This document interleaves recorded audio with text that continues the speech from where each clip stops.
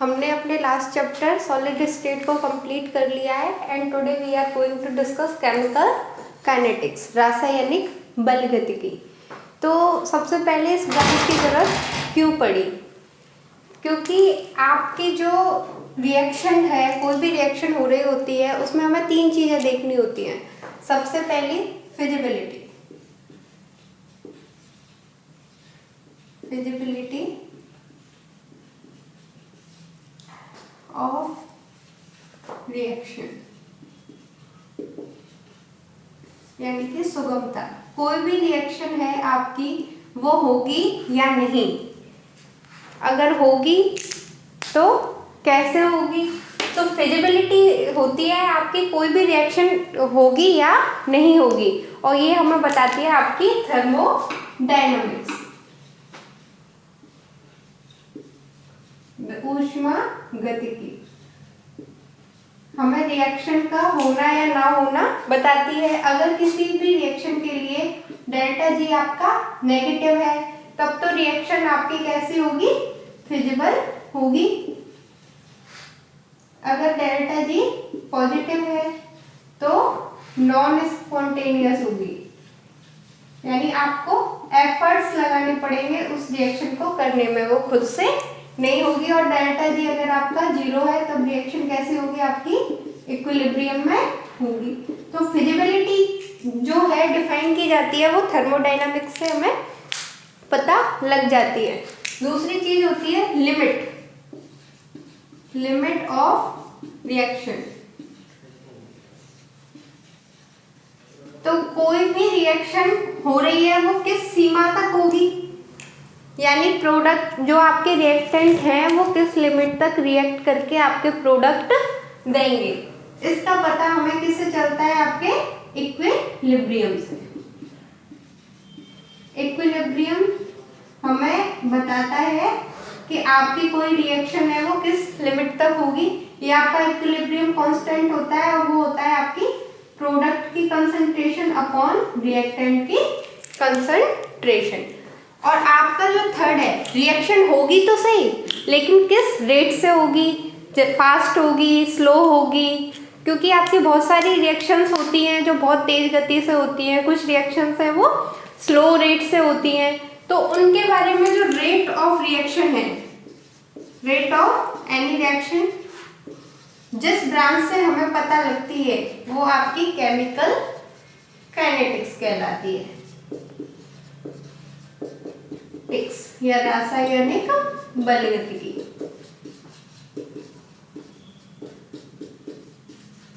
तो आज हम केमिकल काइनेटिक्स के बारे में थोड़ा डिटेल में पढ़ते हैं कि केमिकल काइनेटिक्स क्या होती है। तो देखो, आपकी जो रिएक्शंस हैं कुछ बहुत ही स्लो रेट से होती हैं, कुछ है वो फास्ट स्पीड में होती हैं। जैसे बात करें हम न्यूट्रलाइजेशन रिएक्शन की, तो उदासीनीकरण अभिक्रिया आपकी, जिसमें अम्ल और क्षार आपस में रिएक्ट करते हैं और जल्दी से NaClH2O यानी आपके लवण और जल दे देते हैं। तो ये आपकी उदासीनीकरण की अभिक्रिया है। और ये आपकी कैसी होती है? फास्ट होती है। आपने मिक्स किया एसिड बेस को और तुरंत ही आपको क्या मिल गया? आपको सॉल्ट और वाटर मिल जाएंगे। इसके अलावा आपकी होती हैं कुछ डिस्प्लेसमेंट की रिएक्शंस जो फास्ट होती हैं। FeSO4 की रिएक्शन जब आप जिंक से करवाते हो तो ZnSO4 प्लस Fe मिल जाता है। ये रिएक्शन भी आपकी फास्ट होती है। इसके अलावा कुछ आपकी जो रिएक्शंस होती हैं जैसे रस्ट ऑन आयरन, लोहे पर जंग का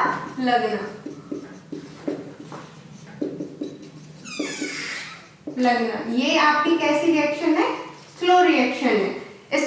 इसकी जो है रिएक्शन बहुत ही ज़्यादा स्लो होती है। आपको इसको कंप्लीट होने में कुछ महीने लग सकते हैं, कुछ दिन लग सकते हैं, या फिर कई बार सालों भी लग जाते हैं। वो डिपेंड करता है कि आपके आयरन की क्वालिटी कैसी है।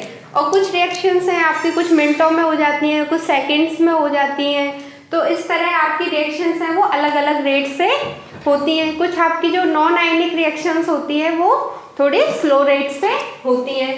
तो जब आपका ये chemical kinetics branch of the physical chemistry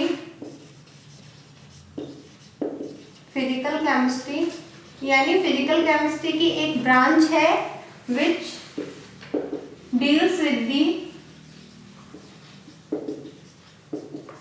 rate of reaction and factors of affecting rate of reaction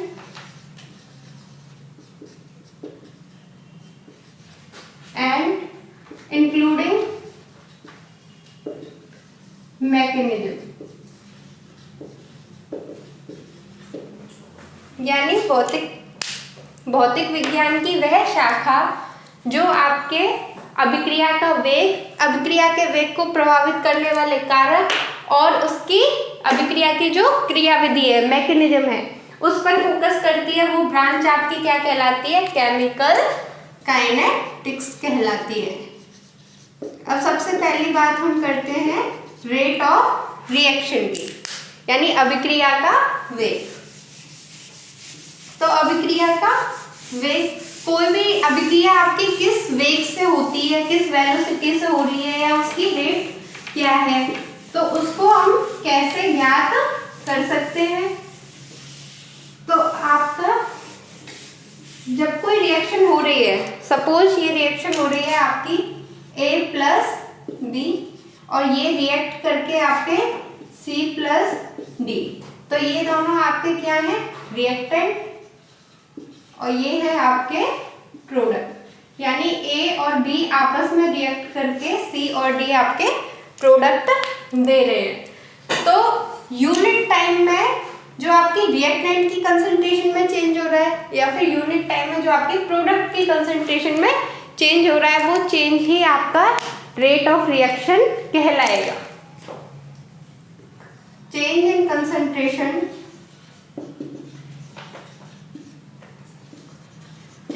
concentration of reactant और product in unit time known as rate of reaction। अभिक्रिया का वेग कहलाता है। अब इसको देखें तो R equals to dc over dt।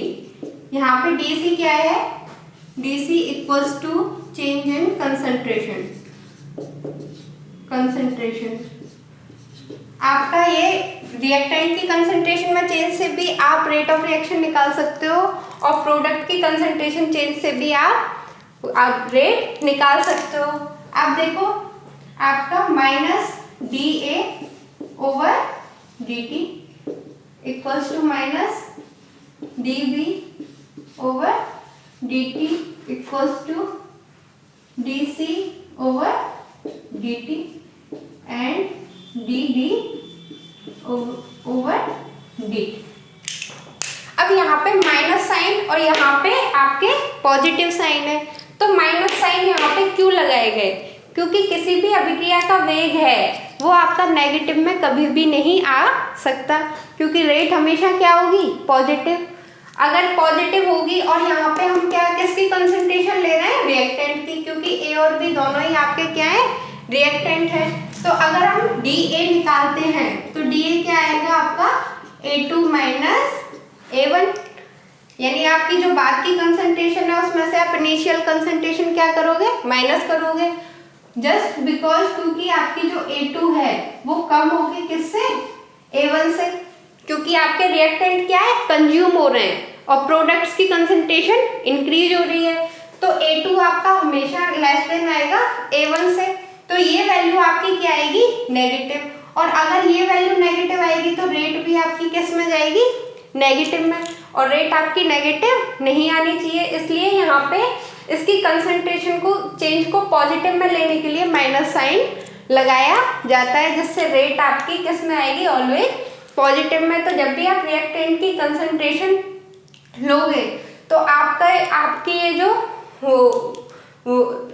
ये जो फॉर्मूला है उसमें आपको नेगेटिव साइन अप्लाई करना पड़ेगा। और जब आप कंसंट्रेशन को किस में लोगे, प्रोडक्ट की कंसंट्रेशन चेंज को लोगे, तो आपका फॉर्मूले में यहाँ पे पॉजिटिव साइन ही रहेगा।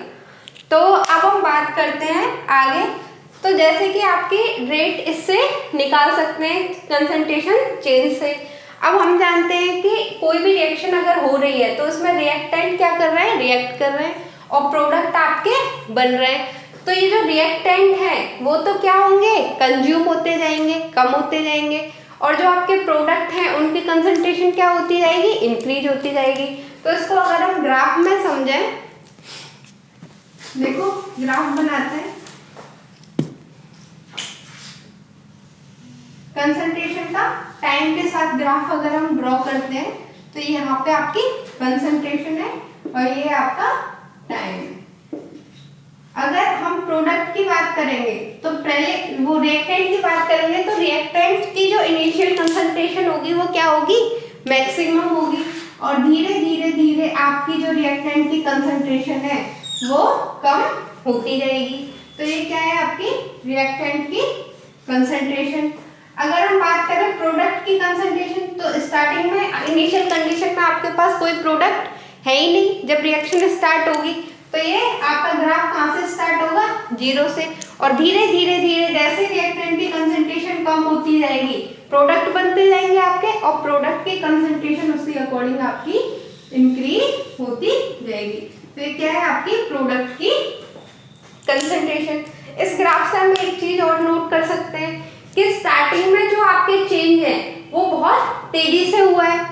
चाहे हम रिएक्टेंट की कंसंट्रेशन में देखें तो एकदम तेजी से इसकी कंसंट्रेशन गिरती है, फिर धीरे धीरे होते होते फिर एक टाइम पे जाके आपकी स्टेबल होती जाती है। इसी तरीके से प्रोडक्ट की कंसंट्रेशन स्टार्टिंग में आपकी तेजी से इंक्रीज होती है, और उसके बाद आपके जो रेट है वो क्या, प्रोडक्ट की जो कंसंट्रेशन है उसमें चेंज भी क्या हो जाता है, लगभग कांस्टेंट सा हो जाता है, यानी बाद में आपकी प्रोडक्ट की कंसंट्रेशन में भी बहुत धीरे धीरे चेंज होने लगता है। इसका मतलब कि जो रेट है वो स्टार्टिंग में सबसे ज़्यादा हाई आएगी, क्योंकि आपके प्रोडक्ट की रिएक्टेंट की जो कंसंट्रेशन है वो तेजी से गिर रही है, और बाद में जाके रेट आपकी बहुत ही कम होती जाएगी। तो अपने नेक्स्ट लेक्चर में हम आगे बात करेंगे। Thank you.